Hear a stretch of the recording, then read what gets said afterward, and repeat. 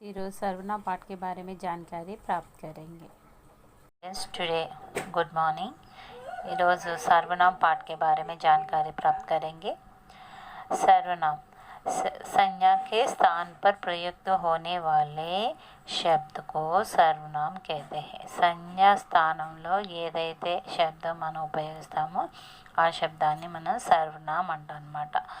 उदाहरण के लिए यह, वह, ये, वे, हम, तुम, आप, तू आदि। యహ్ అంటే ఇది, ఇతడు, ఈమె. వహ్ అంటే అది, అతడు, ఆమె. ఏ అంటే వీరు. వే అంటే వారు. హమ్ అంటే మేము, మనము. తుమ్ అంటే మీరు. ఆప్ అంటే తమరు. తు అంటే నీవు. ఇవన్నీ కూడా ఏంటంటే సర్వనామాలు. సంజ్ఞకు బదులుగా మనం వాడే శబ్దాల్ని సర్వనాం అని అనడం జరుగుతుందన్నమాట। సర్వనాం ఎన్ని రకాలండి అంటే 6 ప్రకార్ హే, 6 రకాలు। అవేంటి? ఫస్ట్ పురుషవాచక సర్వనాం, రెండోది నిశ్చయవాచక సర్వనాం, అనిశ్చయవాచక సర్వనాం, 4 సంబంధవాచక సర్వనాం, 5 ప్రశ్నవాచక సర్వనాం, 6 నిజవాచక సర్వనాం। సో ఒక్కొక్క దాని గురించి వివరంగా తెలుసుకుందాం। పురుషవాచక సర్వనాం గురించి తెలుసుకుందాం। बोलने वाले, सुनने वाले अथवा अन्य जिसके विषय में कुछ कहा जाए के लिए प्रयुक्त सर्वनाम शब्द पुरुषवाचक सर्वनाम कहते हैं। बोलने वाले, सुनने वाले, మాట్లాడే వాళ్ళు, వినేవాళ్ళు, అథవా అన్య మిగతా వారి గురించి కూడా ప్రయుక్త అయ్యే శబ్దమే, మనం ప్రయోగించే శబ్దమే ఈ పురుషవాచక సర్వనాం అన్నమాట। इसके 3 भेद है। ఇందులో కూడా మళ్ళీ 3 రకాలు ఉన్నాయి, అవేంటి చూద్దాం।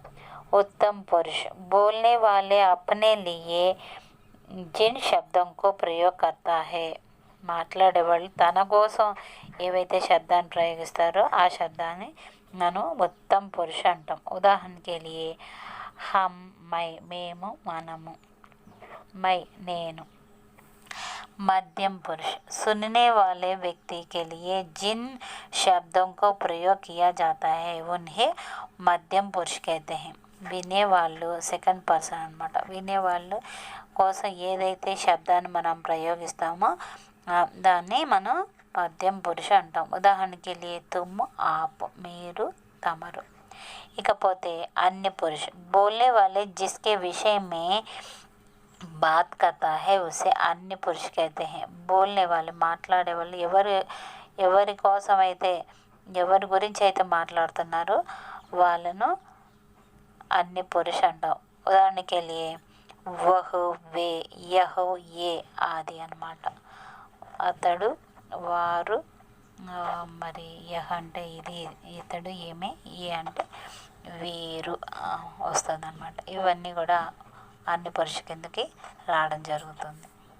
सर्वनाम, जिस सर्वनाम शब्द से किसी निश्चय व्यक्ति या वस्तु का बोध हो उसे निश्चयवाचक सर्वनाम कहते हैं।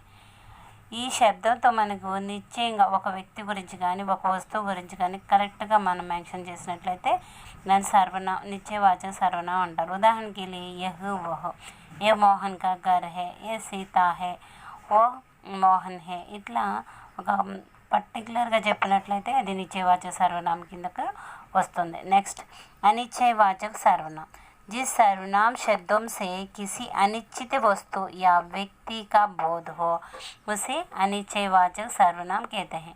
उदाहरण के लिए कोई, कुछ आदि। ఈ శబ్దం ద్వారా అనిశ్చయ అంటే పర్టికులర్గా మనం చెప్పాం। కోయి, కుచ్, ఎవరో, దర్వాజా పర్ కోయి హే, కోయి ఖడా హే, దర్వాజా దగ్గర ఎవరో ఉన్నారు, ఎవరో మనకి పర్టికులర్ పర్సన్ తెలియదు। కుచ్, కుచ్ పైసే దీజియే, కొన్ని డబ్బులు ఇవ్వండి। కుచ్ అనేది పర్టికులర్గా ఇంత అంత అని చెప్పట్లా, కాబట్టి అనిశ్చయవాచక సర్వనామం కిందకి కోయి, కుచ్ ఉదాహరణ చెప్పచ్చు। నెక్స్ట్ संबंधवाचक सर्वनाम, जो सर्वनाम शब्द से दो भिन्न भिन्न बातों का संबंध जोड़ते हैं। ఈ శబ్దం ద్వారా మనకి భిన్న భిన్న బాతతో భిన్నమైన మాటల్ని కలిపేదే ఈ సంబంధవాచక సర్వనామం అన్నమాట। ఉదాహరణకి लिए जो, सो, जो बोएगा సో కాటేగా, ఎవరైతే నాటకారు వాళ్ళే కోసుకుంటారనమాట. సో ఈ రెండు భిన్నమైన పదాలని కలపడానికి ఉపయోగించాము ఈ శబ్దం ద్వారా. సో ఇది సంబంధవాचक सर्वनाम. वाचक सर्वनाम जिस सर्वनाम शब्द का प्रयोग प्रश्न पूछने के लिए किया जाता है.